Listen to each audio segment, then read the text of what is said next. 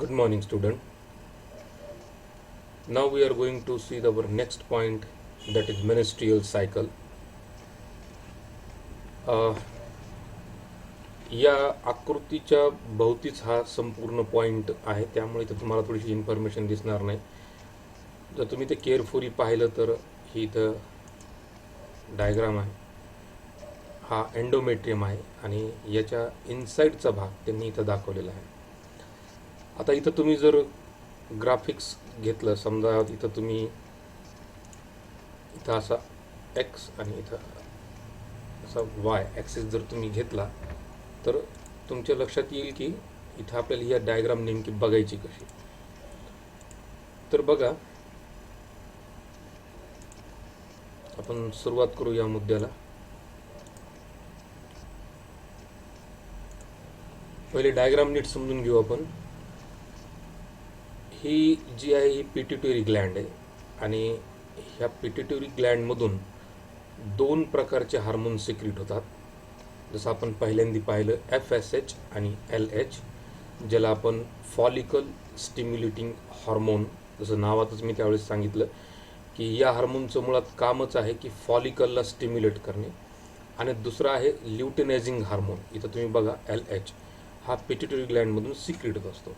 त्याला आपण हायपोथॅलॅमस म्हणतो. हा मेंदूचा भाग आहे आणि तिथून या पिट्युटरी ग्लँड असतात. एंडोक्राईन ग्लँड सिस्टीममध्ये आपण पाहिलं होतं की नेमक्या ग्लँड्स कुठं आहे. स्टेप बाय स्टेप समजून घेऊ आपण हा मुद्दा मेन्स्ट्रुअल सायकलचा. याला समजून घेण्यासाठी आपल्याकडे दोन प्रकारचे मुद्दे आहेत. एक तर आपण हार्मोन्सची सिक्वेन्स मेंटेन करून हा मुद्दा एक्सप्लेन करू शकतो, लिहू शकतो उत्तरामध्ये, किंवा इथं त्यांनी 4 टप्पे दिले आहेत. पहिला टप्पा आहे period of menstruation, period of regeneration of endometrium, ovulation period आणि period of secretion of gland in endometrium. तर आपण दोन्हीच्या अनुषंगानं हा मुद्दा समजून घेण्याचा प्रयत्न करू. बघा, इथं जसं तुम्हाला मी दाखविलं की इथून या ओव्हरीमधून ह्या फॉलिकल्स, ज्यावेळेस हे हार्मोन सिक्रीट होतं त्यावेळेस हे सगळे फॉलिकल्स तयार होतात. आता ह्या सगळ्या फॉलिकल्समधून एक जो आहे तो ओव्हम तयार होतो आणि बाकीचे सगळे बाकीच्या पैकी एक असा हा पुढे येतो आणि मग तो काय होतो की ओव्हम पुढे ट्रॅव्हल करतो ओव्हिडक्टकडं. जसं आपण इथं ओव्हिडक्ट म्हणतात त्याला, राईट. ओव्हिडक्टकडं तो काय करतो, ट्रॅव्हल करतो. आता नेमकं हा ट्रॅव्हल होत असताना इथं मासिक पाळी, ज्याला आपण मराठीमध्ये म्हणतो, हा एंडोमेट्रियमचा भाग आहे, इथं मधला भाग. बघा, आता पहिले आपण इथं FSH इथं स्टिम्युलेट झाला पिट्युटरी ग्लँडमधून की फॉलिकल्स काय होतात, स्टिम्युलेट होतात. स्टिम्युलेट झाल्यानंतर त्यापैकी त्या ग्रो व्हायला चालू होतात आणि त्यापैकी एक ओसाईट, आता याला आपण ओसाईट म्हणतो, हे जे काय आहे ते ओसाईट्स म्हणत याला, आणि या ओसाईट्स इथं ग्रो होताना दिसते. आता ज्यावेळेस ही ग्रो होते, ग्रो होत असताना म्हणजे इथं तुम्ही बघा की पिरियड ऑफ मेन्स्ट्रुएशन किती आहे, 4 दिवसाचा. म्हणजे इथं एंडोमेट्रियम हा डिजेनरेट होतो आणि इथं तो बिल्टअप होतोय. म्हणजे दिवसानं जर पाहिला तर बिल्टअप का होतो आपण हे पण बघू. आणि डिजेनरेट म्हणजे काय झालं की तिथं ओव्ह्युलेशन झालंच नाही, तर जमा केलेलं रक्त हे काही त्या बाळासाठी काही उपयोगात येणार नाही, साठवून ठेवून उपयोग नाही, म्हणून ते काय होतं, रक्त हे डिजेनरेट होतं. मग इथं हे 4 दिवस झाल्याच्या नंतर इथं त्या ओसाईटला असं वाटतं की आता इथं हे ओव्ह्युलेशन त्याचं होईल. मग ही फुल्ली ग्रोन जी फॉलिकल्स आहे, ही फॉलिकल्स काय करते, इथं ओव्ह्युलेशनसाठी येते. म्हणजे हा जो कालावधी आहे 4 दिवसाच्या नंतर, मग इथं एंडोमेट्रियमचं काय होतं की हा मेन्स्ट्रुएशन पिरियड संपतो आणि period of regeneration of endometrium चालू होतो. एंडोमेट्रियम म्हणजे आतला भाग, मांसल भाग, की जिथं जो फिटस आहे किंवा जो एम्ब्रिओ आहे त्याला ती जागा मिळणार आहे. इथे त्यांनी बघा चेंजेस इन युटेरस, हा युटेरसचा इनर पार्ट म्हणा फार तर फार युटेरसचा. आता मग इथं आल्याच्या नंतर नेमकं काय झालं की इथं तो फुल्ली ग्रोन झाला आहे, पण फुल्ली ग्रोन झाल्याच्या नंतर इथं साधारणतः ओव्ह्युलेशन म्हणजे हा फलन कालावधी, म्हणजे या दरम्यानच्या कालावधीमध्ये म्हणजे 13-14 साधारणतः 14वा, पुस्तकात तर त्यांनी 14वा दिवस दिला आहे किंवा 13 संपताना 14वा आणि 15 असं, म्हणजे या दरम्यानच्या काळात इथं स्पर्म याला फ्यूज झाला तर इथं पुढे सायकल ही मॅनिस्ट्रेशनची ब्रेक होते, म्हणजे 9 महिने पुन्हा पाळी येत नाही. आणि जर तो झाला नाही तर तो ओव्ह्युलेशनचा कालावधी संपला, म्हणजे ओव्ह्युलेशन झालंच नाही तर तो फॉलिकल काय होतो, ब्रस्ट होतो. ब्रस्ट झाल्याच्या नंतर त्याचं वरचं जे कवरिंग आहे त्याचं रूपांतर कॉर्पस ल्युटेनियममध्ये बनतं. हे वरची स्टेप चालू आपली. आता कॉर्पस ल्युटेनियमचं सुद्धा इथं नंतर कॉर्पस ॲल्बिकन्समध्ये काय होतं, रूपांतरित होतं. आणि नंतर हे काय होतात, आता मग इथं हे दोन्हीही एस्ट्रोजन इथं नावाचं जे हार्मोन आहे ते सिक्रेट करतात. आणि हा ओव्ह्युलेशन पिरियड संपल्याच्या नंतर period of a secretion of a glands in endometrium. मग एंडोमेट्रियमला पुन्हा बिल्टअप करण्यासाठी प्रोजेस्टेरॉन आणि इजेस्टेरॉन काय होतं, हे डेव्हलप होतं. आता इथं काय झालं की ओव्ह्युलेशनच्या कालखंडामध्ये, म्हणजे या ठिकाणी काय झालं, ही सायकल पुन्हा इथून सुरू झाली. इथं 28 दिवस पूर्ण झाले, त्याला कळालं की आता इथं ब्लडचा उपयोग नाही. पुन्हा हे एंडोमेट्रियम ब्रस्ट होतं, ब्लड तिथून निघून जातं. आणि ब्लड निघून गेलं म्हणजे पुन्हा 1 2 3 4 5 दिवसाची मासिक पाळी किती साधारणतः ब्लड लास्ट हे 4 ते 5 दिवस करतं. आणि अशा पद्धतीनं हा मेनस्ट्रुअल सायकलचा काय असतो, सायकल ही चालत असते. मग इथं बघा त्यांनी काय सुरुवातीला सांगितलं, हे जनरली एक त्रोटक आयडिया की अशा प्रकारे ही मेनस्ट्रुअल सायकल आहे आणि इथं अशा प्रकारचे हार्मोन्स हे काम करतात. बघा मेनस्ट्रुअल सायकल जी असते ही एक नॅचरल प्रोसेस आहे आणि ही नॅचरल प्रोसेस असल्यानं ही 4 हार्मोन्स ह्याला कंट्रोल करतात. पहिला आहे FSH फॉलिकल स्टिम्युलेटिंग हार्मोन, दुसरा आहे ल्युटनायझिंग हार्मोन, तिसरं आहे इजेस्ट्रॉन आणि प्रोजेस्टेरॉन आणि चौथा आहे प्रोजेस्टेरॉन. हे 4 हार्मोन काय करतात, त्याला कंट्रोल करण्याचं काम करतात.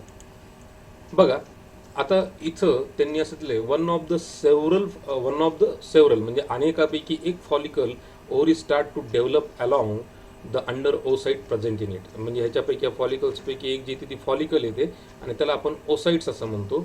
And follicle stimulating the hormone because of FSH and this developing follicle secretion of a oestrogen. आणि ही जी फॉलिकल आहे ही काय करते, एस्ट्रोजनचं काम करते. आता ॲक्च्युली ते एस्ट्रोजन सिक्रेट झाला की ब्लड सिक्रिशन म्हणजे ब्लड जे असतं ते थांबतं आणि एंडोमेट्रियम काय होतो, डेव्हलप व्हायला इथं चालू होतो. म्हणजे ते एक प्रकारचं सिग्नल आहे, म्हणजे याला आपण period of regeneration of endometrium असं आपण त्याला म्हणतो.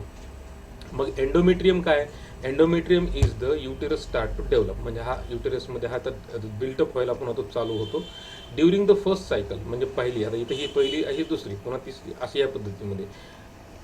Under the effect of oestrogen mean while developing follicle completes the development and it burst. मग इथं ती फॉलिकल पूर्ण डेव्हलप होते आणि डेव्हलप झाल्याच्या नंतर ती पुन्हा काय होते, ब्रस्ट होते. ब्रस्ट झाल्याच्या नंतर under the effect of the luteinizing hormone oocyte is getting to be released. म्हणजे इथून आता ही ओसाइट काय झाली, रिलीज झाली. आणि releasing of oocyte is called as A ovulation. आणि मग याला आपण काय म्हणतो, ओव्ह्युलेशनचा कालावधी आपण असं म्हणतो. आता इथं ओव्ह्युलेशन झाल्याच्या नंतर रिमेनिंग टिश्यू जे असतात, हे तर remaining tissue burst the follicle forms in a luteum कॉर्मन. मग ह्याला ल्युटेनियम कॉर्पस ल्युटेनियममध्ये याचं कन्व्हर्शन केलं जातं आणि corpus luteum start to secrete the hormone progesterone. आणि मग हा काय करतो, प्रोजेस्टेरॉन आणि एजेस्ट्रॉन हे हार्मोन्स सिक्रेट करायला चालू होता.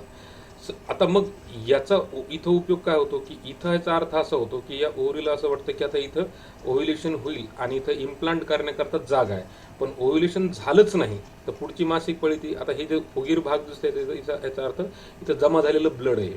मग इथं जमा केलेलं ब्लड ठेवून उपयोग नाही, म्हणून बॉडी काय करते, पुन्हा पुढच्या मासिक पाळीमध्ये त्याला रिलीज करते, असा त्याचा अर्थ होतो एक जनरलीमध्ये.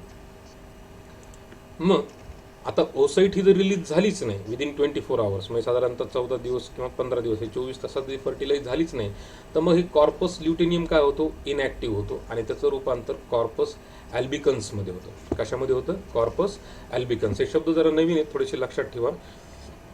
आणि कॉर्पस ॲल्बिकन्समध्ये झाल्याच्यानंतर हे काय करतात, पुन्हा एजेस्ट्रॉन नावाचं हार्मोन जे आहे ते सिक्रेट करतात आणि मग प्रोजेस्टेरॉन हा कम्प्लिटली स्टॉप होतो. आता स्टॉप झाल्याच्या नंतर पुन्हा एजेस्ट्रॉन आला की एजेस्ट्रॉन काय करतो, पुन्हा एंडोमेट्रियम स्टार्ट टू डिजनरेट, आणि मग इथं तो पुन्हा काय होतो, म्हणजे इथं याचं सिक्रिशन थांबलं की एंडोमेट्रियम रिजनरेट करतो, आणि पुन्हा इथं एजेस्ट्रॉन सुरू झाला की पुन्हा काय होतं, एंडोमेट्रियम डिजनरेट, म्हणजे तिथून ब्लड व्हायला काय होतं, सुरुवात होतं, ज्याला आपण मासिक पाळी आली म्हणतो.